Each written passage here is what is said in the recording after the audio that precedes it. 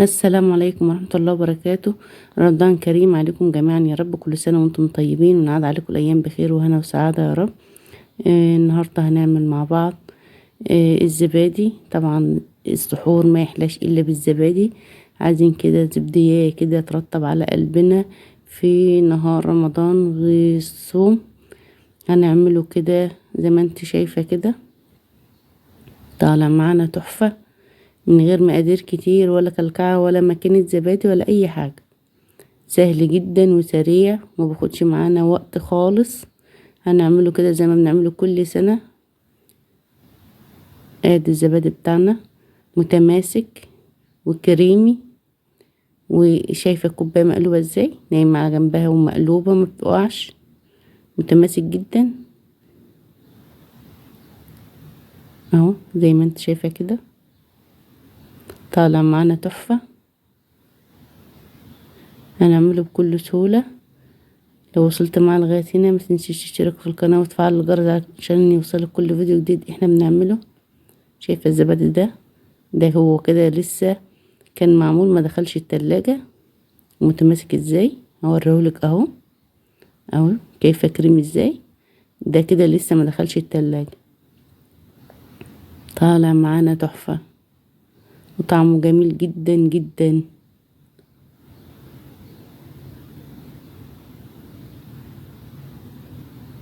يلا بينا نشوف الطريقة والمقادير مع بعض. معايا كده الحليب انا غليته عشان اوفر عليك الخطوة دي، وسبته يبرد شوية، يكون معايا دافي شوية كده اهو، ما يكونش سخن قوي ولا بارد قوي، دافي كده. انا جبت الزبدية دي ب7 جنيه اهي، معلقتين بالظبط اللي فيها، بحيث ان انت عملت كمية قد ايه كوباية الزبادي اللي احنا عاملينها فيها يجي 4 من دي. هناخد كده معلقتين منها بعد ما فتتناهم كده اهو. هناخد كده معلقة سكر واحدة، الخطوة دي اختياري، لو مش حابة تحط سكر ما تحطوش. واخد كده شوية من الحليب وهقلبهم على الزبادي. ممكن تعملوا الخطوة دي في الخلاط وتسهلها على نفسك اهو بالشكل ده. وهنزل بقى عليها بالحليب بتاعنا الدافي، اهم حاجة يكون دافي، وهقلبهم مع بعض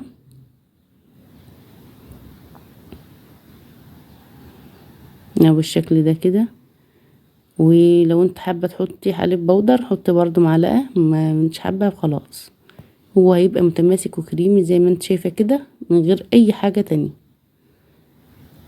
هنجيب كده نحط الحليب في دورق، نجيب الكوبايات او البلات اللي انت تحط فيها الحليب بتاعك او الزبادي، وهنفضي كده. طعمه جميل جدا وما خدش معانا وقت خالص، وحاجة انت ضمنها عاملاها في بيتك. شايفة الكوباية بتاخد قد ايه، بحيث ان انت شارية كوباية الزبادي او علبة الزبادي ب7 جنيه وفيها معلقتين 2 بالعدد والله. وجربي نفس الطريقة وشوفي. حطيت كده كوباية بتاعتي في صينية، وهسخن مية ما تكونش سخنة قوي مغلية ولا تكون باردة اهو بالشكل ده كده. وهنزل بقى بالمية في الصينية بتاعتي اهو. لو انت حابة الصينية بتاعتك ما تبصش منك ولا لونها يغير من المية السخنة، تحط معلقة خل في المية اهو بالشكل ده كده.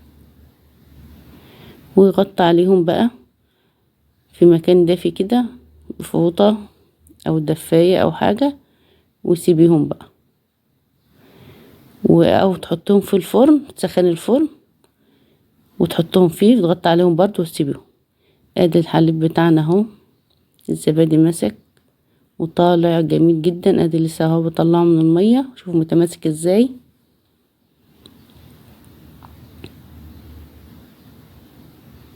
شايفة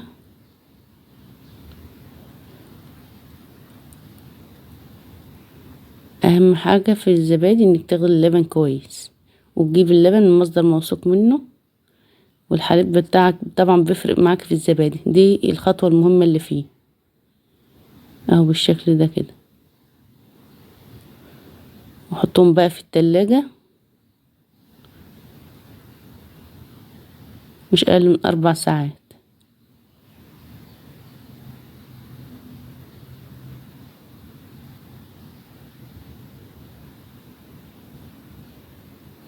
شايفة الزبادي بتاعنا طالع جميل ازاي، متماسك وطعمه حلو جدا، ما اخدش معانا وقت خالص. وتقدري تعمليه من بعد الفطار لما ساعة السحور هيخلص معاكي برضو، وهيبقى جميل جدا.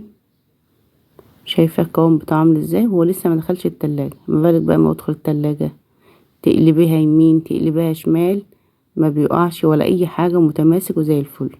جربي الطريقة وان شاء الله هتدعيلي.